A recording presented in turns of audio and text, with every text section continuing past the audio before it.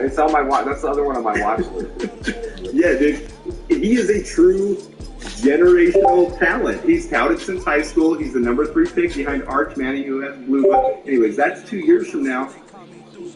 People say, yeah, the 2025 class might not be special. It might not. I mean, people like Quinn Ewers went back, and they're only going to refine in college. Not everyone has a regression year like Caleb Williams. He might refine when he's the next Jamie Daniels this next year. Nobody knows. Then all of a sudden we're talking about Quinn Ewers next year, like he's taking. You know, you can do the same thing. I mean, Joe Burrow wasn't talked about at all before that on his senior season. Whichever year it was, his final season at LSU, where he blew up and went off.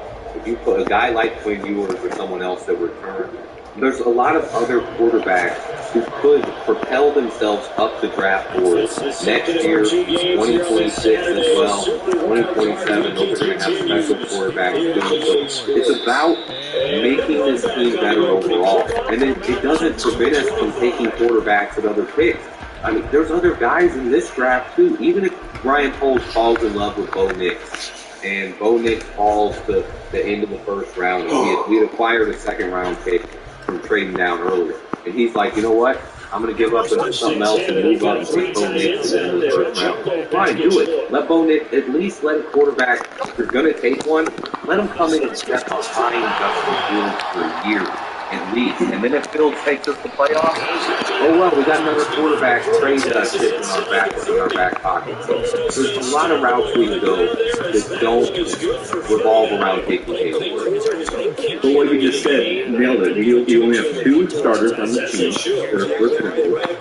We bought some. Obviously, we brought Montez Sweat in, and we bought some. We bought some. But it's not how special it is. But what here Kevin Warren said on his interview as well, how special would it be to do that this year? And I just did a mock, and we all do mocks, and they're fun. This year, it seems realistic that we could have multiple trade downs to get. We could end up with 3 first rounders. Could. I'm saying could. And I'm not going to bank on it. I'm not going to plan on it. But if we do, think about how special this is going forward. But we're not. We're finding a position where the Bears can take a really bad first round, if you will. Where the Bears can take a specialty player in the first round. We haven't been in that position because of how we've traded away all our draft capital. Now we're finally getting a surplus of draft capital. A lot of people don't even realize because we have the first and ninth, we heavily have more draft value than anybody else's. I have a chart of that. We have with only 6 picks, we have more draft value based on the starters per pick. Each pick has their own value. We have the most value in the entire draft. And the way we get more picks easily is by trading down either one of those picks or both. If we trade down from 1 and 9, we're going to have some picks, man. It's going to be exciting. Yeah. Regardless of which trade value chart thing, there's Jimmy Johnson and Rich Joe are the 2 most popular ones. There's some other new ones, but all of them, the same thing. We have like 40% more trade value or draft capital value than anybody else. It's ridiculous. Yeah, we can make it on Caleb Williams because all right, but realistically, we can end up with at least, I'm going to say at least, another second and third rounder this year, at minimum, by using that draft capital to get and still get loose pick. It's still getting probably out of first round of it. I think that's right there. Adding a second this year, possibly a third this year, and a first next year with a couple of trade downs, I think is so easily accomplished. And that's an absolute minimum. That's without getting a mega haul. That's just moving down a few picks through a year and holding new runs in the draft. Well, I mean, what we just see the hype of this came out yesterday or the day before. We have some Heisman Trophy winners in this year's class. And yeah, that's a unique opportunity, but if we have Justin Fields, there could be people fighting for the Caleb Williams, but then after that, people say, well, then they won't be fighting because it's Drake May and Jaden Daniels, but maybe they don't like Drake May. So another team like the Falcons might say, no, we want Jaden Daniels. That's who we wanted. The Commanders didn't take him one, or the Bears didn't take him. I'm going to roll my eyes. Or the Bears didn't take him one. We want to get up to 2. They might move straight and give a haul. So this is unique. This really is. I've always been against double trade down. Even last time, double trade down. So trade down. I just like you. I said it's going to be the feeling like this. the Panthers and ended up having. I was actually very close to mine. I just didn't choose DJ Moore because I wasn't expecting the player. Yeah, who could have thought of that happening? But I did project them, and I projected the Raiders. Those were my top two, and I really thought the Panthers would have. But I even said then, we're not going to double trade down. It doesn't make sense with this scenario. This year, more than any other year, makes sense. And I just did a video on it. It's kind of already got a lot of attention, but we could realistically trade down twice on that first pick and trade down the ninth pick, and then we could trade back up if we need to, like other teams did last year. It's really unique. It's really special. I think people underlook how popular that number 9 pick is. No matter what we do at number 1, we take Caleb, if we move down to number 2, if we move down to the 5 area, no matter what happens with that pick, whatever capital we get, once we get to number 9, I put it together. I called him the terrific 10 the other day, my top 10 prospects. So most people have it at 9, though. Most people aren't putting Ali Fuaga up there. I just put it in because I think he's better. But those 9 players, it's unique because there's 9 players that most scouts out there, scouting outlets, are going to say those 9 offensive players at the top of the draft. So when you look at that, it's the 2 offensive tackles go all over the Ghana, 3 receivers, Roman Dunze, Marv, and Heath Davis, 3 quarterbacks that we talked about, and then the 1 tight end, Brock Bowers. It's 9 players. If we get to pick 9, at least one of those guys will be on the field. If the defensive player goes early, if someone goes crazy and takes J.J. McCarthy or someone gets on the field, it's another guy that could be there. But someone in the team is going to be interested in trading up to that pick 9, and we can add a pick right there. Here's the point why, and a lot of people aren't realizing this. Think about what you just listed off as your terrific. Right there at 9. This isn't a scrub class for defensive end. Is it as top-heavy as other classes? No, we don't have the elite tip star. But we've got some solid guys that should make an impact. Someone could stand out at this. And the same thing is that's right when you're cornerbacks, whether it's Cooper Dean or Quinyon Mitchell, Terry Arnold, Kool-Aid McKinstry, any one of those 3 guys, this is the range right there where those teams that are going to want to get their guy, and you've got all this offensive talent in the field. That's why that number 9 pick is going to be valuable. Any of those teams that say, hey, we want our defensive guy, we don't have to trade up to number 2 or 3 to get him. This year, we can trade up to number 9 to get him. And there's a slew of teams that are going to start picking defense right there between 10 and 20. And that's a fine spot where people can say, hey, the Bears are up for auction. We can come up and get that number 9 pick and get our guy. We want to get Cooper DeJean. We want to go get him. They can trade up with us and go get him. And so that's going to be a very valuable pick. You added even more context to what I was already talking about. I was focusing more on the 9 or 10 offensive players on the top of the draft board. You added another dynamic there. Who are like, I can get the best defensive player in the draft. So someone will stand out. Right now, I think Liatu Lupu, Garrett Rose, those are the only most likely. I took edge over the corner, but one of those corners will stand out. So one of those corners runs a 4.340 or something.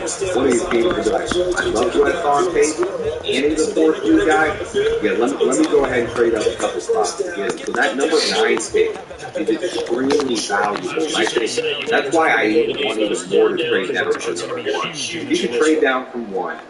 And ideally it's 2 or 3, but I'm fine if he goes 5, 6, 7, 8. I'm fine with it if we get a bigger haul. But if he can do that and then trade down at 9, woo, the double trade down and the pick, I think you just set our team up for the future. And everyone's like, we'll never be in this position again. If we manage, like you said, to get 2 teams' first-round picks next year, and say it's like the Giants or the Raiders, and then a team that's going to throw teams there down there to be the Steelers. And the Seahawks, and you end up with 3 first-round picks. It doesn't matter what we do. We have a chance of one of those teams, even if a quarterback gets hurt, and they just have a down year, they don't have to go into the year projected to be an awful. And I would never wish anything. That's not what's right. Bad things happen in the NFL, and teams, even if someone doesn't get hurt, teams disappoint. Teams are supposed to go to the playoffs. Have down years. It happens. We can end up with a top 3 or potentially number 1 pick again. It's a sound of the pain with that team. Ryan Flores and probably get a parade. Especially if we make the playoffs. Imagine being like the Lions. We make the playoffs next year. they still go to the 2025 offseason as a playoff team with multiple first-round picks, that's cool. Woo! Dude. And I'm gonna call it right now. We're trading down 9 to 16 with the Seahawks. I'm calling it right now. I would love that. Who do you think they pick? Seahawks have that need to have two things. They have two things that have to back. They could jump up and grab a tackle. Yeah, if you cut out the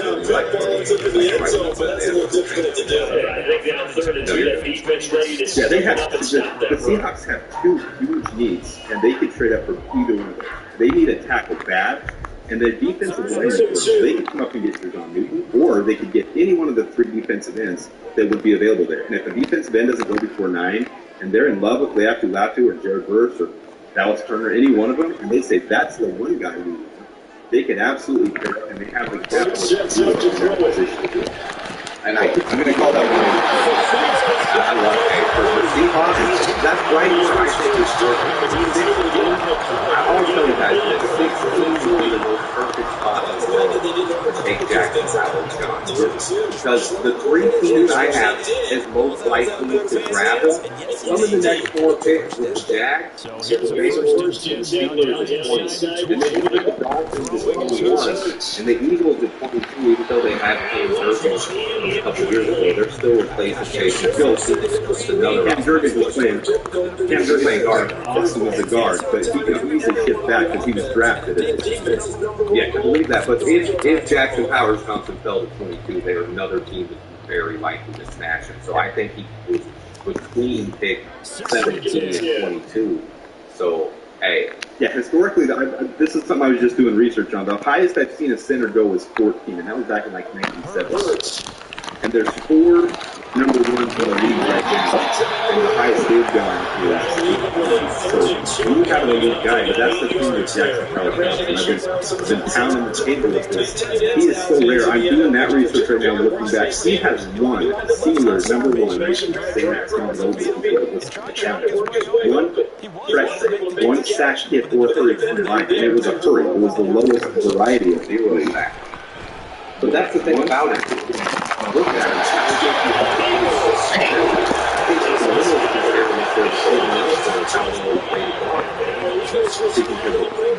So everyone's talking about right now the league is that the Bears are contacting teams about free agent centers. Absolutely could be true. We have so much need on the offensive line for depth. Although I would do that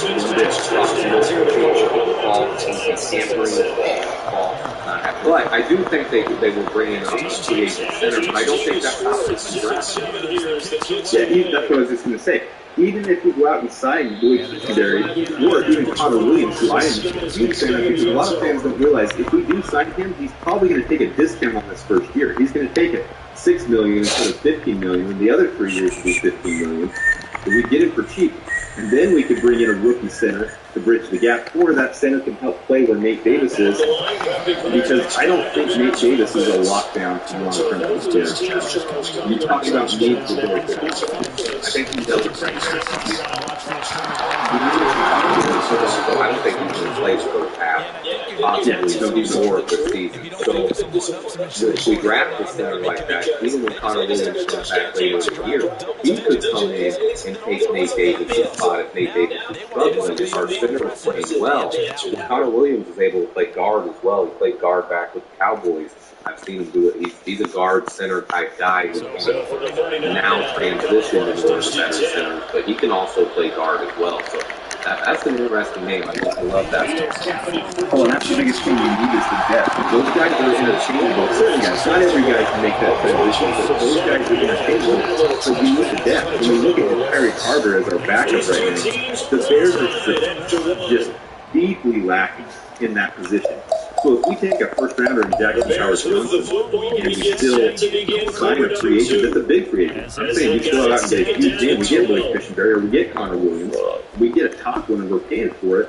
You've still got a cheap guy behind him that can also play other positions and help out, because Nate Davis is no lock. His and Tremaine Edmonds and a couple other guys, their contracts that people don't realize what Foles has been doing, they are very favorable for the Bears' contract if they don't continue. Yeah, Nate Davis, he's going to be on the roster this year, but Cole can get out of that contract after this season. He can get out of it, save a bunch of money, and he won't be here next year. So I think Nate Davis has kind of been hey, make it or break it year. We understand you went through a lot last year. I don't want to put anything on the guy, but he had a bad year. I saw a lot better player when I watched his Tennessee tape, and I think he can be better. But yeah, he's on his... What he does this year, he could be out the door next year. So I would like to add another, even if we sign the center, I still think we have to draft guys who can play center or guard. Guy I'd throw out there, Christian guy, we'll get into that yet. But these guys out there that can come in and play at the interior, I think we need to have more depth and just finally stabilize the position, especially center.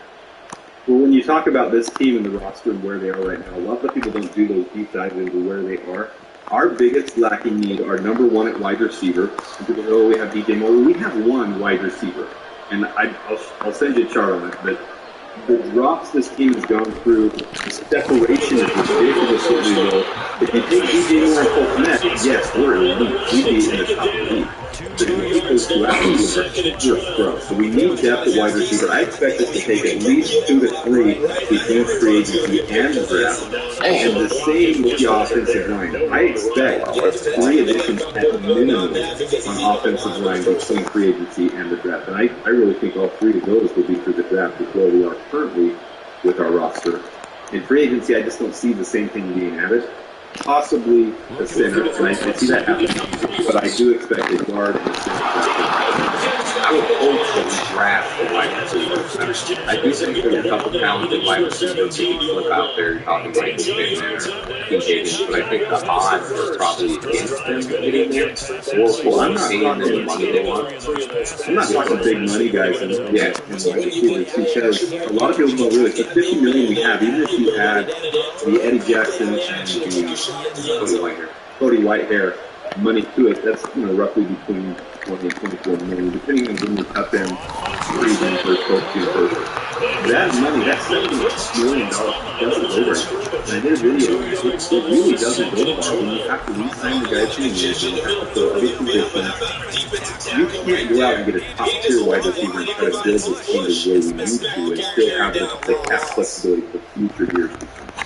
I say the same thing about edge when people say we're going to sign Brian Burns or Danielle Hunter. I'm like, after paying Montez Sweat, we're going to pay Jalen Johnson. I don't see us putting that much money in edge.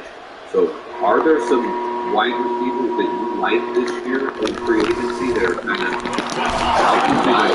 maybe because like you just said, I'm going to nail both of them, but because of what you said, this is what it's the same team that I found in the table with. This is where I went last year with nothing got good. DeMarcus Walker is a great secondary defensive end, and I'm gonna send this to you.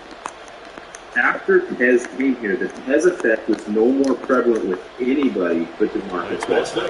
DeMarcus Walker, his stats improved tremendously. He is a starting defensive end with Tez. I think we had another situation pass rusher, and I think it's probably going to be a good draft. I agree. And then next year's draft is the big draft for defensive ends. So when you talk about what we can add next year with the first rounder, that could be a defensive end as DeMarcus Walker's contract is coming to a nearer end, and he was a bridge guy, a very valuable bridge guy. But I don't see us needing to take that into consideration. Like I did in the beginning of this offseason, or as the end of the year came around, I kind of thought we'd take 9 as a defensive end. But I think as I've looked more and more into DeMarcus Walker, he really does fill that role well, where we don't have a dire need. Do we need to improve from him? Yeah, long term, but dire need right now. To go to what we said about wide receiver, yeah, I love the connection with and Curtis Samuels would be much more affordable than your T. Higgins. And some of those guys, I don't think they're going to get free agents. I think they're going to get cash, especially Michael Pittman. I don't think he's going to. There's no reason he's going to. That's why Curtis Samuels and DJ have that special connection. They're good friends. Did you see the videos when they first weren't teammates? This was a couple years ago.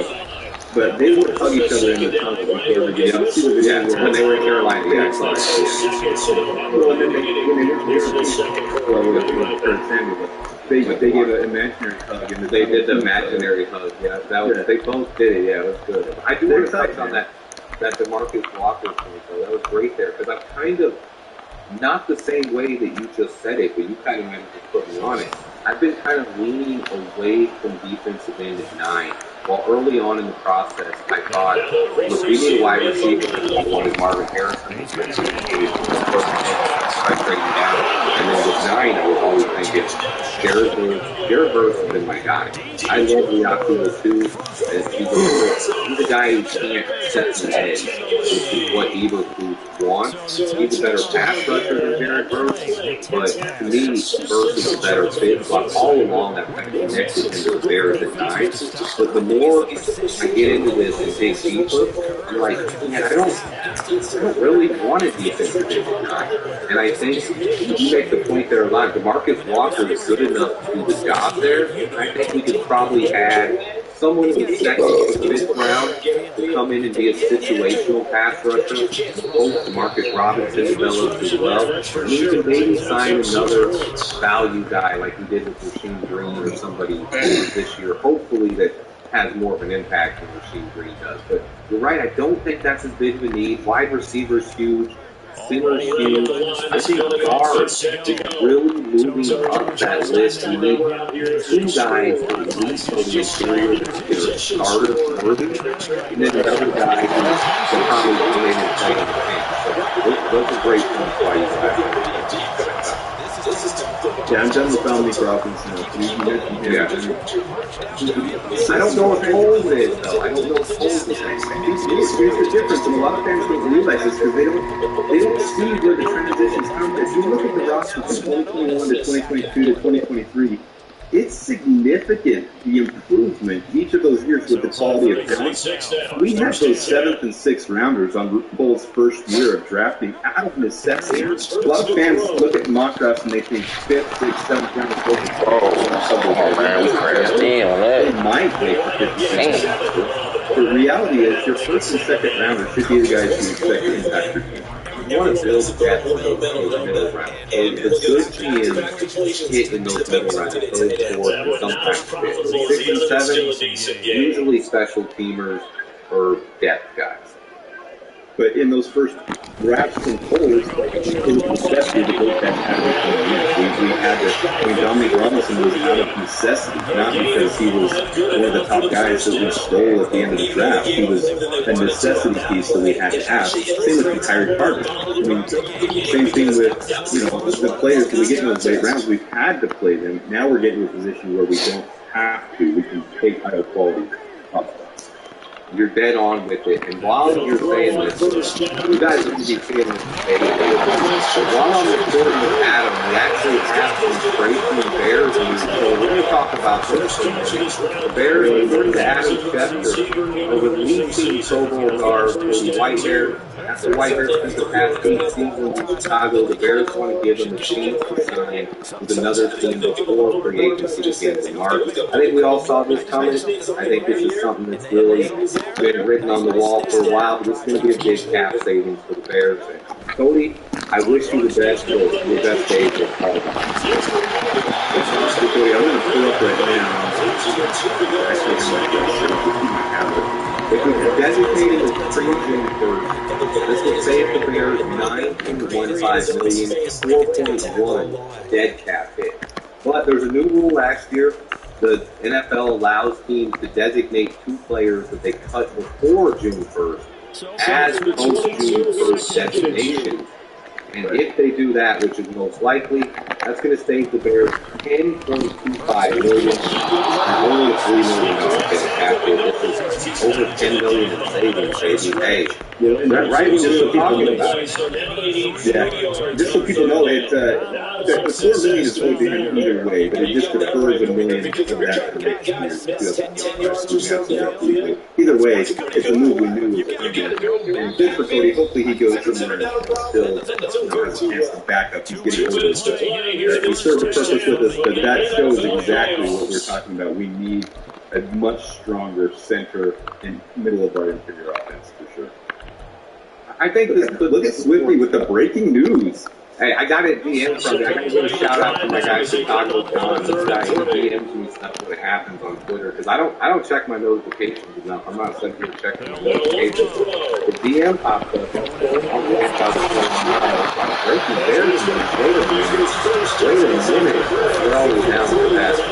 Great to have it happen while I'm in the middle of the talking about how we need that more guys on the interior of the line.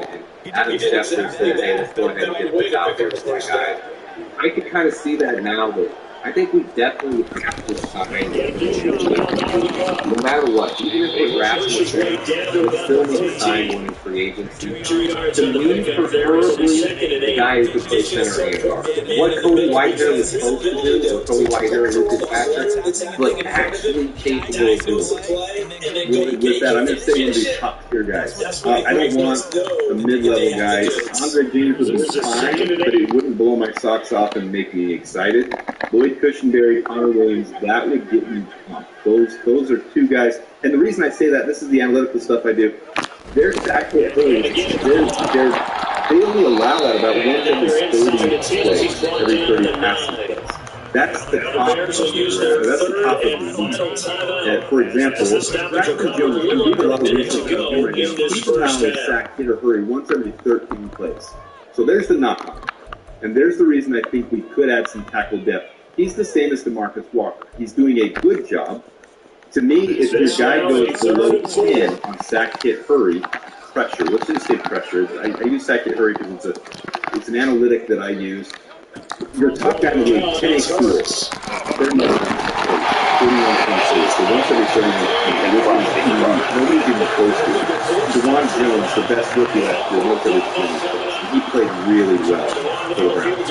Okay, and that's why Darnell Wright got a lower grade than he played well. What's the thing?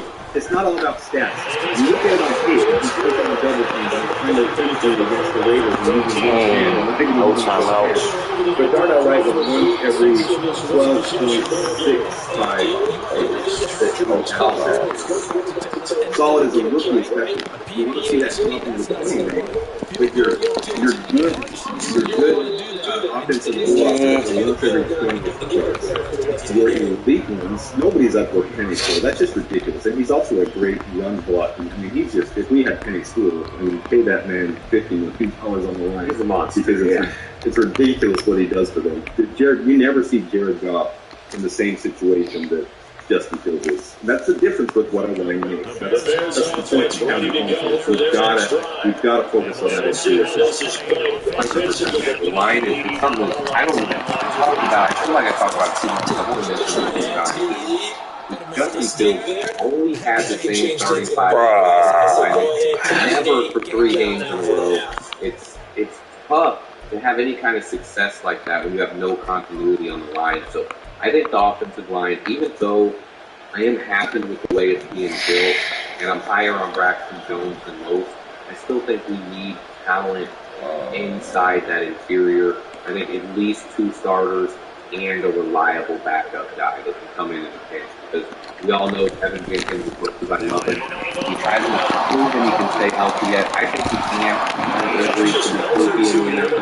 You have to have at least an insurance plan. And the same with swing tackle. Our swing, Larry Borum, same thing we were talking about before. Out of necessity, he had to play. But we can talk about this later, but there's so many swing tackles I love taking in this draft. There's some guys that I really, really like in this draft. Not as plug-and-play starters, but swing tackles that could even develop the starters later down the road because they're so talented. This is a really good draft for that depth. And that's the thing with the Bears. You talk about he didn't have consistent players. Well, our backups aren't the same as some teams' backups. We've got a manageable starting cast. Manageable, and I say that because it is still one of the lowest lines. But when you get into our backups are not special. Our backups are goodness. Damn. I mean, that's the biggest problem. We had one of those guys back up was kind of a starter with Cody Whitehair. Lucas Patrick. I wonder if 2 of those guys are supposed to be starting for us all year. They ended up playing 5. Hank Davis, Kevin Jenkins, and the 2 safe. Only the right spot on the interior. Didn't want to throw no interception. One guy that's a bright spot in there right now. One guy that's a big question mark is Nate Davis. We've seen play well before. Didn't want to throw no last minute We'll kick. get into that swing tackle coming up later. Anything else we want to touch on with the Bears? No, that free agency is going to be the big turner for me. We talk about what's exciting coming up. The combine's obviously exciting because it gets you hyped up for the guys we can draft. We don't know what we're going to draft. We project and we anticipate and we do hypotheticals. But free agency, to me, is just as exciting as draft because when that free agency hits, you're able to sign 2 or 3 guys that really take a clear picture. It allows you to really zero in on what holes in the draft. That's how last year, that was always the thing with Carter. Before the draft, I was zeroed in on Darnell Wright. And I think sometimes a lot of it is luck. I'm not saying like, I knew what was going to happen. But being able to know what Ryan Poles is thinking, if you follow the tweet as closely as we do, obviously the national media is going to get they're all over. If you follow the tweet as closely as we do, watch what Poles does in free agency. You got rumors starting at the combine. Eventually, we'll find out what happens with Fields' fifth-year option and rumors about the number 1 pick. And then we'll go into free agency, kind of zero in on those weeks, and then, like you said, that's when those last 4 or 5 weeks there, guys like me and you will be zeroed in on who's Ryan Poles picking. If we know what position we're really digging into at that point, it's going to be a fun time. I'm excited. Well, and that clears everything up too, because a lot of people right now are saying, well, let's go get Chris Jones, or let's go get Christian Walker. But when we talked about that before, that $50 million that's now going to be, $59 million, and then if we have Eddie Jackson, it's going to be $70 million. That doesn't go very far. So if we do sign a Lloyd Cushenberry, let's just say we sign him, and we sign Curtis Samuel, and we sign Xavier McKinney. We haven't really talked about safety too much, but I really see my favorite safety. Yeah, Xavier McKinney is still there. Well, he's not going to. He's going to get back. Exactly. And that's the thing with this free agency class at safety. No, I can't say that. I'm saying that with my experience. There's no insider information. Nobody knows if they're going to tag him or not. Fuck, man. But it's clear. The thing I say, like, when you have a player back there, That's gonna hurt right there. A guy who's a pro. It's like you just don't do that yet with a guy this talented. You have to keep him around. People are like, who could franchise Mike Evans? Mike Evans is hurt. His best football is almost behind him. Antoine Winfield is a 24-year-old, 2-time Pro Bowler. I think I'm not checking out top of my head, but I know he's been there. He's an all-pro Bowl guy. One of the best safeties in the NFL, in my opinion. That's elaborate to say, and I know people that when you combine his ball pop, how he has coverage, and he's got the defense. I mean, he is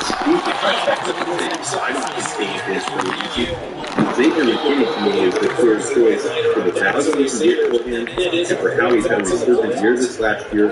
I think he's perfect to bring in, and that will clear up a lot of what we're going to do in the second and third round. Because when you know you've zeroed in on, say, those 3 things, the slot wide receiver, in my example, the center, and a safety, then it's really clear. Those 6 picks, maybe we turn them into 7 or 8 and keep the picks. It's really clear what we're going to need at the end of the day once you see the free agency. So I'm just excited for March 11th because I am for the draft at the end of the day. Both of them are excited. I always like the draft before. Free agency is almost like, especially if the team goes out and signs someone you want. Like, if Antoine Winfield hits free agency, I'd want them to pull the Julius Peppers treatment. Like, show up at his door at midnight the day of free agency. That's not going to happen. But I love Xavier McKinney and you mentioned. He's a guy who can fill that Eddie Jackson role. He's a reliable tackler. Him and Julian Black are the best fits to come in and chase Eddie Jackson. You know it pretty much. That was a wasted opportunity, man. But once we sign these guys, it's like, right now we got these lists. These are what the Bears need. We said it. Wide receiver, center, the other needs. And but once we get to free agency, you check some of those off. And then it's like, oh, Oh, okay. I'm excited. And that's where the narrative's going to change. When people start seeing the moves that Foles is making, when they start seeing it's going to happen soon. It may happen before the combine. It may not. It depends on how willing the Commanders are. Damn, that was a wasted damn man, bro. What a wasted series that was. We're trading that in a little bit. It could happen. Damn, that was a wasted series. That's where you see the narrative start to see. Damn it. See that picture coming into focus. And what we've been talking about. Because Brian Foles' behavior is not unpredictable. He talks like he's acting like every other and when these things start to happen and you start to see his tape, the wide receiver, and trade that into his tape, that's when people will say, that was a waste. Let's start looking now into Justin Fields and what he hasn't had. Then the national media will change. They'll change the narrative after we let him sit for months. And then you say, oh, it's clear and obvious. The Bears are taking that. Oh, it's clear. We knew this all. It'll be a narrative shift. They're going to act like it was natural and normal. Because they start to speed it like Foles does. But for us, you're right. We never focus on the 24/7, and we see what's happening. It doesn't mean we're right all the time, no. But it's a lot more predictable than if you're not understanding the inner working of the Giants. That's what we keep saying. And that's what it is, man. That's what Ryan Foles has been doing, and why I'm so excited about the direction of this franchise right now. It's mostly Ryan Foles, and I don't talk about Ian Cunningham enough. I want to give him some credit too. I do believe they're kind of like a dynamic duo. But I kind of like leave him under the radar. I don't want to talk about him too much. It's like I know he'll get a GM job. I know NFL people, they're not listening to me. They don't care, but he's going to get that GM job. I'm not trying to get him excited. He's here to help us build this, especially. I think it's especially because most people agree this is one of, if not the most important offseason in Bears history. And having both of those guys be your quarterback after what they were able to accomplish last week, at the end of the day, for us, guys like me and you, we can't distinguish and separate how much of it Ryan Foles does and how much Ian Cunningham does. So the longer we can keep him here, so we have both and don't have to find out who's actually better and who does what. I'm excited. I'm mad as hell about this. So with this much draft capital as we talked about before, you can only listen to what people decide how it's all say, and the consensus I get, maybe you have a little bit different. Ryan Foles is an executive who makes very intelligent decisions and trusts people around him. But Ian Cunningham, to me, is the scout. He's the guy that really knows how to dig into the talent and find those guys that they're looking for to build the draft capital. And if that's the case, maybe I'm wrong, but if that's the case, what more important time to have there? I kind of think from both as the scouting guys. I think, obviously he does, they're both scouts and what he get. I think what happened was when they, so I read a lot of their relationships before, when they were both scouts and they kind of met and they ended up traveling together all the time and just being roommates and riding together in the car when they were driving to the game because they had different viewpoints with similar philosophies a lot of times, and it allowed them to talk about stuff like that's the Golden Scouts, the Golden Scout guys. We're in a car and we're driving 8 hours, and so you're talking about prospects and getting to know each other better. I kind of see it as they're like kind of like just two prodigies that are both able to kind of, hey, if one of them has an idea that's kind of stupid or kind of out there, the other one's going to put him in check and be like, that's a good point, but, and then like you did with DeMarcus Walker, you bring in another interesting point. So I think together they're just like this dynamic duo that I'm so glad we have them in Chicago. Like yes, everyone said when we use those 2 third-round picks, they're not as valuable as there's a reason we compensate for losing him. Because we'll he get him is at some point anyway. Yeah, he's going to be a GM at some point, whether it's next year or hopefully not even then, because hopefully we get more draft capital and he sticks around for even more than him, and we get some championships.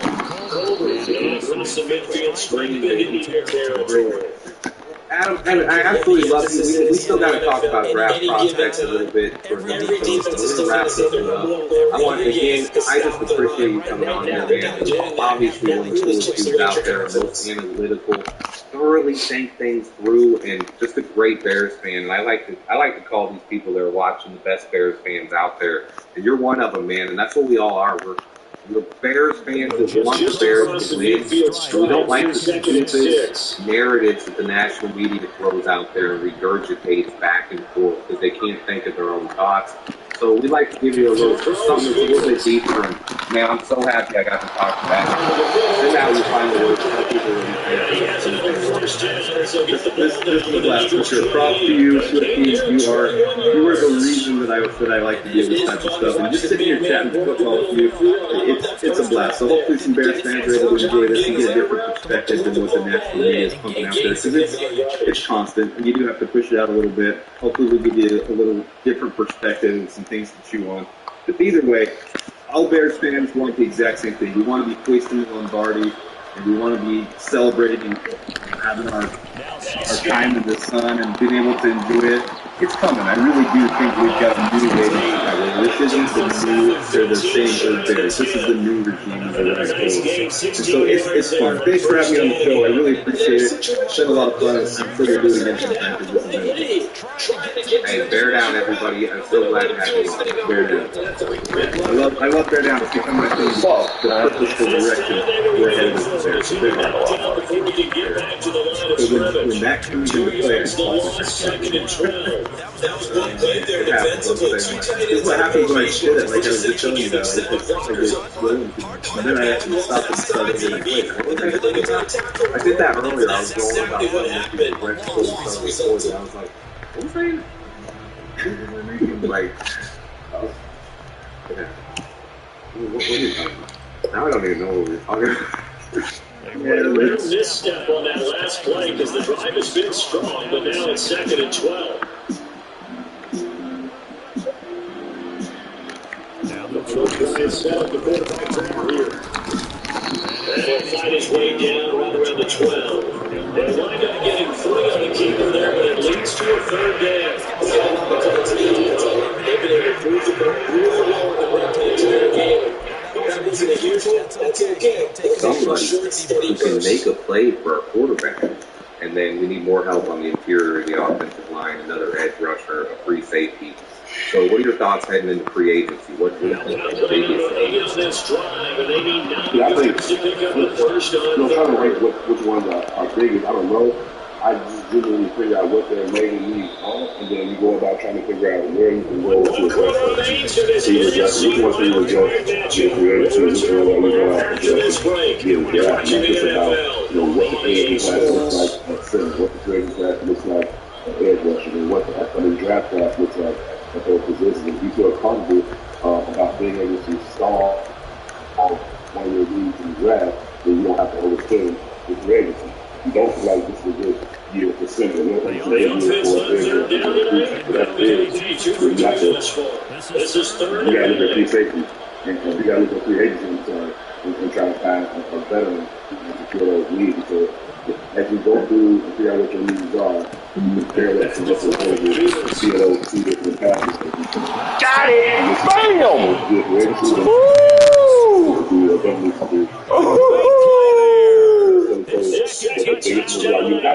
Did he get in? You can't go into those a lady center or back. Damn, Justin! Starting there. That's cool. Damn! So obviously I can go over those 2 big leads. Defensively, I would say the edge rusher is probably another edge rusher is probably the biggest thing. I know that you take a position in this defense. We've seen Tommy Harris dominate that position and play at a really high level. You have a player that is. I think that you get another edge rusher, obviously Montez Sweat, and that kind of alleviates some of the pressure from the interior around. We saw that Jones improved, Jerron Dexter improved once Montez Sweat got here. So theoretically, if you get another edge rusher, a proven edge rusher to play on opposite him, then that should continue to alleviate some of that pressure for those interior guys, and maybe Zach Pickens can continue to develop. And sure, they'll make some more investments at that spot. I just think thought about if they want to advance in this divisional round, look, obviously it's now. I think he nailed it on the head with the defense. They put a huge investment into Javon Jackson. He's taken down across the 35. Drive starting with a first down, 11 yards on that pickup. You cannot write these guys off just yet. Not with a quarterback like that. So you mean actually Marcus Walker in the team that you can actually maybe bring this game up? Yeah. Chance now, but we've seen it 2 times. So I think in just adding an edge rusher. They got it well across midfield down to the 30 before she gave him 3 reasons to think that going forward. Like I'm saying, he can get better. When he first got here, he was small for balls. And the question is, how much of that was the way he was actually college versus if he just made off the ball. Throughout the course of training camp, you saw him get a little bit faster. I spent a couple of weeks in training camp just watching every single one of his snaps and literally charting and writing them down. Was he on time, a little bit off the ball, wasn't too much accurate or not. And, each day, there's no good out a little bit more and more. It wasn't an issue anymore. There was a lot of time late in the season for him to have much success. He had opportunities to work behind, that's like Dylan and Jones. You can see he was now just starting to take all crazy. Every time he looks up, somebody's there defensively. That was the same case on that play. Here comes second and 8. He can ultimately be a really good player for this team. I know you can't guarantee that, but I think they're very excited about what he is in his development right now. Yeah, I feel like we're very excited about Javon Jackson. I think Zach Gibbons big credit for his coverage right there because Will you want to go ahead and do last year you heard like we was having those crazy predictions of what we thought we were finished. I think I said 15, 13, 4. When you told me, you brought it down, you said, look, I'm watching this offensive line. And now it really places steps up to throw it. I just started taken down. Pressure gets there back at the 39-yard line. Multiple players getting home for the 1-yard set. And then also looking at a left tackle and making Braxton Jones a swing tackle. So, with that being said, we just saw his kick is gone. He got every bit of that one. It's good from 56 yards out. As far as As they're trying to protect this lead late, those are the types of mistakes. Man, come on, man. Come on. Get the bro. Out of here with it, man.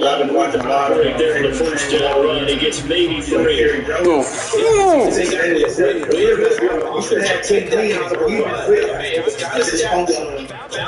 That's man. Come on. 10 to 12 wins. This upcoming year. Second down, here's Hurts. We got a last Minnesota did a nice job improvising there, extending the play, hoping someone would come open downfield, but they never did. He's not the issue. It's really more so everything around. Do you think with the integration of those resources and assets, and of course better coaching, we can really take that jump, compete in the North, because I'm not even worried about winning in the North, compete in the North, get to the playoffs, and start building some long-term sustainable success. Yeah, I think that's going to be a competition going to this thing.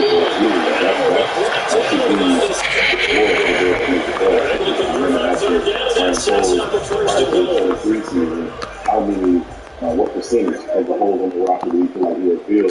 He was like about 75-80%. So, okay. You go through that process, you find out, which man, I should have the ball right now. Ooh, man.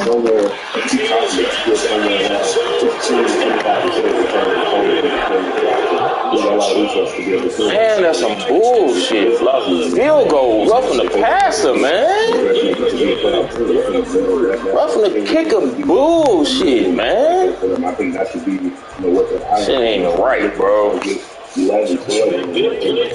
Damn, rough on the kicker. The fuck out of here. Like that. I Damn. think they're legitimate Super Bowl contenders this year. I think that window legitimately next year. I think they could be.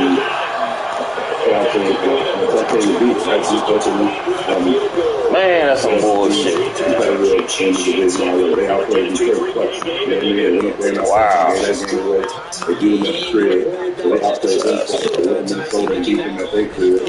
So, they've been competitive in the league. Damn, man. So I don't know when or if they're ever going to figure it out. Damn. Man, rough for the kicker, man. Get the. Man, I swear, bro. Serving of the business. So that should be like I think the playoffs should be the floor for the I couldn't agree more. To add on that a little bit, when you have actually that young rock and now for the second straight year, you got the this year we got two top 10 picks. And the salary cap obviously some of that was down to the top 10 picks. Andrew after you right there. So we still have flexibility to make some moves of free agency, add to the first round pick to the roster, really use another star player. That's what we usually find in the top 10 draft.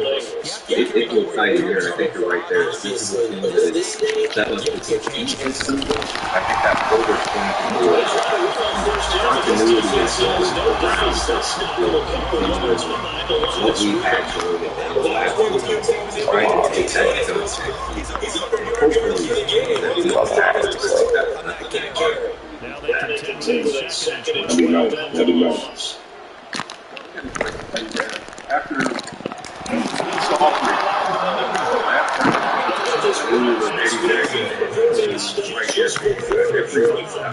First catch in this one. It's good for a first down. This is something you got to be very defensive of, just because they're in the middle of trying some spots to say you know what. That's not going to go to your yardage out like that. They all of them First down.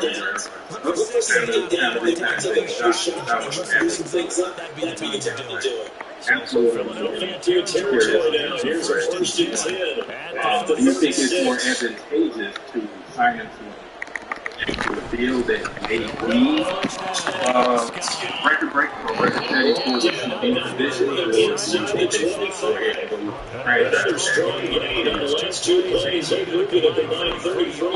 how many times are you going to franchise that, right? I mean, because he's just entering this thing. Like, this was the best year of his career. He's still very, very young. You don't, like, he's just entering it.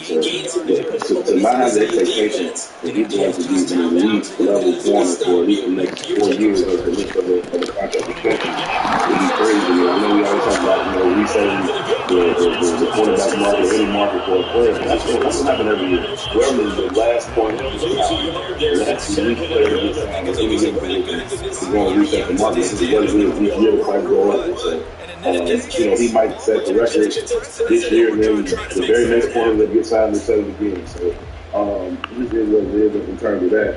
I think that he's proven himself to be such a dynamic player at that cornerback position. I don't know, the position they put in the ball. We already knew he covered. Stick to the guy, man. He's always been tough to score in the ball. But ball against him. We had to take a little bit. He's always been somebody who wouldn't come up and get time to run him as well. So he's there. You in the back end. He's there. He's in the locker room. He's everything that you want in the place you want to spend. He's young. He's productive. And he's ascendant. So, to me, don't play around and put yourself in a position where you tag him this year and then maybe you'll tag him next year and it costs you so much money that you can go ahead and lock him up for the next 4 years. I know it's expensive, but the price is the price. It costs what it costs. You want to do it.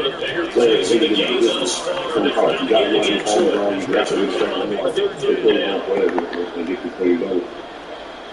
Yeah, I could agree. I had seen it.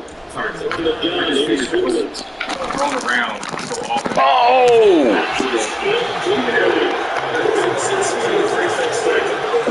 Hey, that man, franchise tag. We got another goal. I'm team. Hey, I'm tired of seeing our young guys walk away. Santos' kick is Damn. through. It's up to 6. So they get the 3. The wonder now, is that going to be enough? I don't think there's any way you can let JJ walk. Everything hurt him. That 24 years old. One of the best. And you combine that with Eddie Jackson leaving, who's been pretty much our secondary, the longest tenured there we've had. He's gone now. That torch is going to be passed to Jalen Johnson. He's going to come in the secondary. First might step up a bit. I expect that to be taken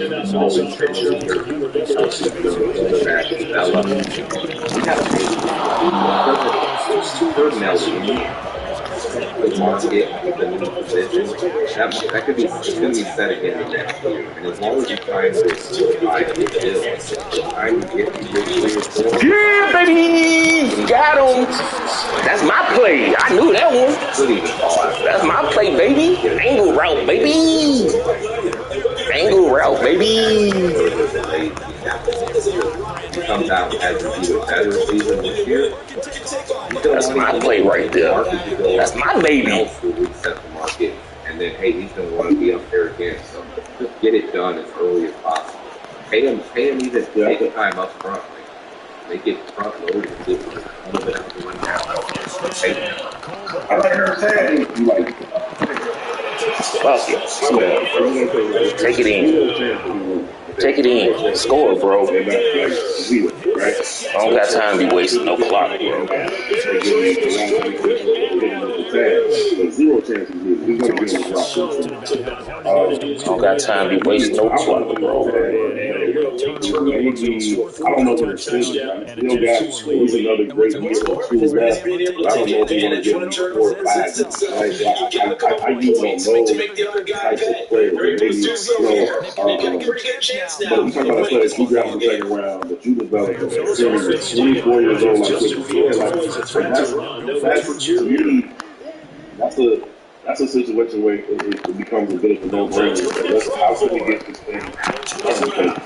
Next year, if you try to this year, it's going to probably be next year. The market is going to be higher. It's going to continue to have ball perspective. Especially if you add other pass rushers, because he is that ball will come out quicker, so there's more turnover for the defense. So, to me, man, just go ahead and get the thing done. Because next year, it's probably going to play for you. Like, they might extend, might extend it. You know what I mean? So, like, it's just something that you probably can go ahead and get done. Yeah, it's going to be taken. you don't want to set a precedence of having wrong talent and not being paid. As soon as you produce, then guess what? We're going to ship you off somewhere. You know what I'm saying? One thing, the biggest knack, he took away the whole side of the field. The biggest knack, that's what it is. He might have left 4 on the ground. He could have had 8. At least 6. We had 2 that probably get Detroit and 1 against Minnesota. We had a conversation about it. He still pulled to justify. Down under 2 minutes to go in this football game. Oh no! Get your ass up, bro. Man, come on.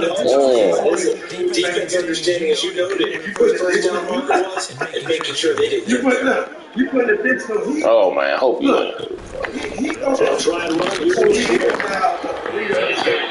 First down at about the 38. The Eagles hustle to the line, clock rolling.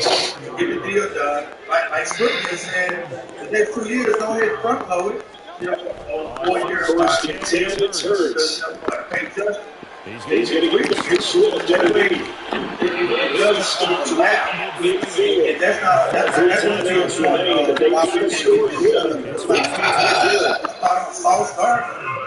Man, we finally won a playoff game. Jesus.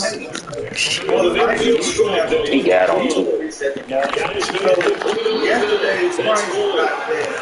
Get him down as he's inside the 40. This is first and 10. They did it to themselves, man. Like they could call this thing play action. Here's Hurts. They probably put it down before last year. They probably put it down 4 years. Broken ribs. God dang it. God. I ain't forgetting you. That's now 14 finishes in a row. A good bounce back following the interception. Damn. So now they're not going to get affected, that's for sure. We all know interceptions are You going know to that happen. Green Bay Packers got a future without him. You saw what that looked like. I like the team. I like both guys. Neither one of them. The diving catch. Eagles going to take the first of their time. Redmond is not ready to be As the clock stops at 37 seconds to play. Here's first down. He's a leader in that secondary. He's a leader in that locker room. To me, that's just something you got to get done. I know you look at it. Last time you were doing this,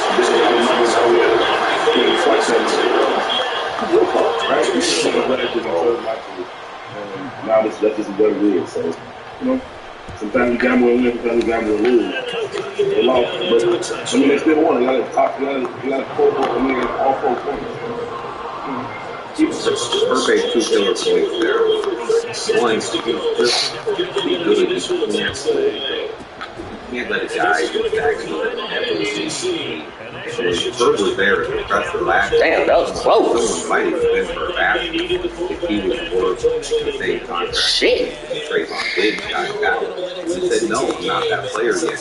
I'm not getting any assessments. I don't have the all-pro. I don't have the Pro Bowl. So at that time, it seemed like Jalen's mindset was, I will accept the contract extension. Good game, my brother.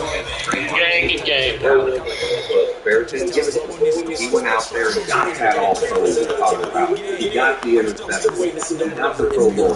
He's the man. Good game. But now, like you said, yesterday's price is not today's price, but we still got to pay him because, just like Herb said on the other point, we have young corners that are talented, but that makes it even more reason why we got to pay JJ. We're not paying Tyler. We're not paying We're not paying Tyreek. We're not paying Terrell. They're all on rookie deals. The dream stays alive. Just pony up, give JJ